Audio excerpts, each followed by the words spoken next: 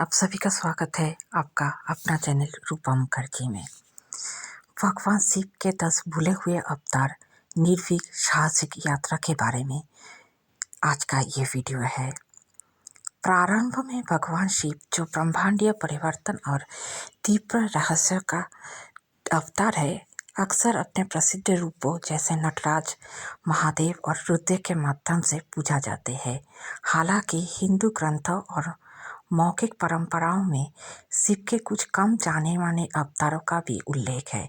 प्रत्येक का गहरा प्रतीकात्मक अर्थ, ब्रह्मांडीय उद्देश्य और आध्यात्मिक शिक्षाएं है। ये दुर्लभ अवतार हमें याद दिलाते हैं कि शिव केवल त्रिमूर्ति में संहार करने वाले ही नहीं हैं, बल्कि एक शिक्षक, रक्षक और ब्रह्मांडीय नियंत्रक भी है, जो विभिन्न रूपों में अवतार लेकर समय और स्थान में जीवों का मार्गदर्शन, परीक्षण और उत्थान करते हैं। पिपलाद अवतार। श्री शिव का पिपलाद अवतार शनि द्वारा उत्पन्न विश्व संकट को दूर करने के लिए हुआ था। प्राचीन ग्रंथों के अनुसार पिपलाद का जन्म एक खराब ग्रह स्थिति के तरह हुआ था, जिसने शुरुआती मृत्यु का संकेत दिया। हालांकि उसने कठोर तपस्या और शिव की कृपा का आह्वान किया, जिससे उसे शनि का सामना करने की आध्यात्मिक ताकत मिली। इसी दिव्य परिवर्तन में पिपलाद ने शनि को क्षमा किया, लेकिन उसे विनय विनती की कि जो भक्त भक्ति के साथ उसकी पूजा करे, उन्हें शनि को नकारात्मक प्रभाव से मुक्ति दिया जाए। ये अवतार खास तौर पर महाराष्ट्र और गुजरात के कुछ हिस्सों में पूजा जाता है। पिपलाद विश्वास और तपस्या का जीत का भाग्य और ग्रह प्रभावों को पर दर्शाता है। उन्हें वैदिक ज्योतिष में शनि दोष को कम करने के लिए भी अभिषेक किया जाता है। वीरभद्र। वीरभद्र शिव का सबसे प्रखर और विध्वंस रूपों में एक है, जो उनके त्रिशूल नृत्य का ब्रह्मांडीय क्रोध की स्थिति में प्रकट हुआ। ये रूप तब प्रकट हुआ जब देवी सती अपने पिता दक्ष के यज्ञ में जलाई गई थी, जहाँ शिव का अनादर एवं निर्दर्शन किया गया था। वीरभद्र ने यज्ञ पर आक्रमण किया, अपने प्रचंड सेना के साथ सब कुछ नष्ट कर डाला और अंत में दक्ष का सिर काट दिया। वीरभद्र धर्म की रक्षा, धर्मांधता और अत्याचारी शक्तियों को नष्ट करने के लिए आवश्यक अग्नि ऊर्जा का प्रतीक है। वो शिक्षित करते हैं कि जब धर्म का उल्लंघन होता है, तब भी दिव्यता का, सहिष्णुता का सीमा होता है। शरभ। जब भगवान विष्णु ने राक्षस हिरण्यकशिपु का वध करने के लिए नृसिंह का क्रोधी रूप लिया, तब वो इतना क्रोधित हो गए कि कोई भी उन्हें शांत नहीं कर सका। ब्रह्मांडीय संतुलन बहाल करने के लिए शिव ने शरभ के रूप में प्रकट होकर, जो आधा शेर और आधा पक्षी का रूप है, नरसिंह से भी अधिक शक्तिशाली बन गए। शरभ ने नरसिंह को अपने बाहों में लिया, उन्हें शांत किया और उस व्यवस्था को बहाल किया। ये दिखाता है कि दिव्य क्रोध भी नियंत्रित करना आवश्यक होता है, और यह कि ब्रह्मांडीय व्यवस्था में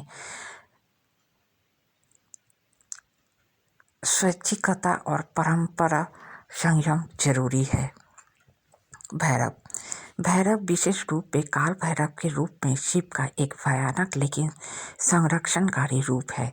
जब ब्रह्मा ने धोखे से सृष्टि के अग्निस्तंभ पर पहुंचने का झूठ बोला, तब शिव का क्रोध प्रकट हुआ और उन्होंने ब्रह्मा का एक सिर काटा, जिससे अहंकार और झूठ का सामना हुआ। बाद में भैरव मंदिरों और पवित्र स्थलों का अभिभावक बन गए। खासकर काशी में भैरव समय के संरक्षण है, जो हमें सत्य, विनम्रता और स्थान की पवित्रता का सम्मान करने का पाठ पढ़ाते हैं। उन्हें भय और नकारात्मकता से सुरक्षा पाने के लिए भी पूजा जाता है। गृहपति। इस रूप में शिव ने गृहपति के रूप के अवतार लिया, जो एक श्रद्धालु ब्राह्मण दंपति के पुत्र थे। जब ग्रह दोषों के कारण गृहपति को मृत्यु का सामना करना पड़ा, उन्होंने तपस्या की और शिव की शक्ति का आह्वान किया। शिव ने प्रकट होकर उनको आशीर्वाद दिया, न केवल उनके दोष दूर किए, बल्कि उन्हें घर, परिवार और धर्म की आध्यात्मिक अनुशासन का प्रतीक भी बना दिया।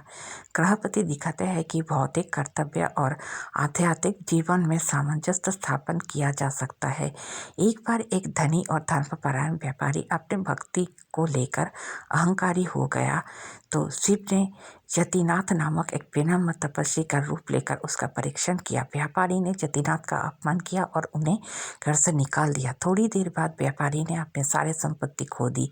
अपनी गलती का एहसास होने पर उसने पश्चाताप किया और अंततः माफ़ी मांगी। जतिनाथ हमें सिखाते हैं कि विनम्रता और करुणा बाहरी रीतियों से अधिक महत्वपूर्ण है। दिव्य परीक्षा सबसे अप्रत्याशित रूप में ही आ सकते हैं।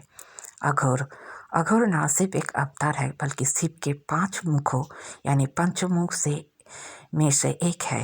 ये अवतार संस्कार भूमि, तीव्र तपस्या और पराधीनता से जुड़ा हुआ है। अगर तार्किक और अघोरी परंपरा में अवतारक धारक है जो नैयत जागरूकता का प्रतीक है, जो शुद्ध और अपवित्र के बीच कोई भेद नहीं देखता। उनका उद्देश्य अलगाव, निर्भयता और आध्यात्मिकता को सिखाता है। ऋषभ अवतार में शिव ने मानवता की वैराग्य और धर्म के मार्ग पर मार्गदर्शन करने के लिए ऋषि का रूप लिया। उन्होंने सरलता, तपस्या और मोक्ष के आंतरिक मार्ग के सिद्धांत पर आए। कुछ परंपरा उन्हें जैन तीर्थंकर ऋषभ देव से भी जोड़ती है, जो शिव की सर्वव्यापी शिक्षाओं का प्रतीक है। ऋषभ वो अंतिम सन्यासी है जो दिखाता है कि आत्मज्ञान भौतिक परस्यूट से परे है। किरात अवतार महाभारत में वर्णित है, जो शिव ने अर्जुन का परीक्षा करने के लिए जंगली शिकारी का रूप लिया।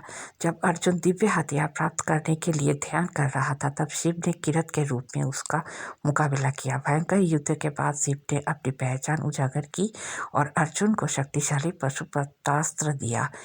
किरत दिव्य परीक्षा का प्रतीक है, जो हमें याद दिलाते हैं कि आंतरिक शक्ति, विनम्रता और केंद्रितता ही दिव्य आशीष पाने की शिक्षा है। दुर्वासा जो अपनी अनिश्चित स्वभाव के लिए जाने जाते हैं। कई लोग मानते हैं कि शिव के अवतार है। उनकी मांगे अक्सर महान ब्रह्मांडीय घटनाओं का कारण बनती है, जैसे समुद्र का मंथन।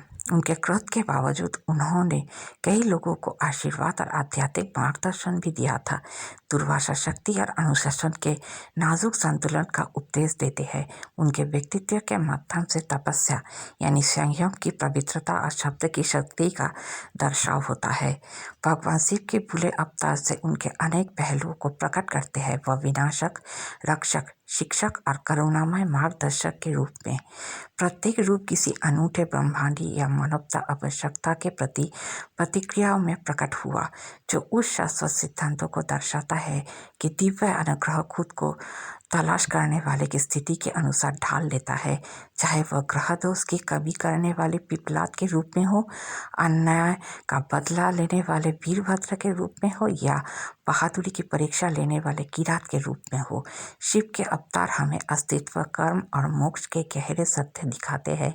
इन छुपे हुए लीलाओं की पुनः खोज हमारे हिंदू मिथक की समझ के समृद्ध बनाती है और हमारे आत्मिक यात्रा को और भी गहरा करती है।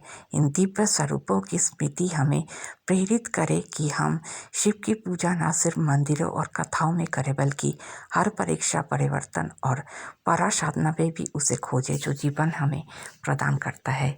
कैसा लगा आज का ये वीडियो बताइएगा ज़रूर। मिलते हैं अगले वीडियो में। धन्यवाद, नमस्कार।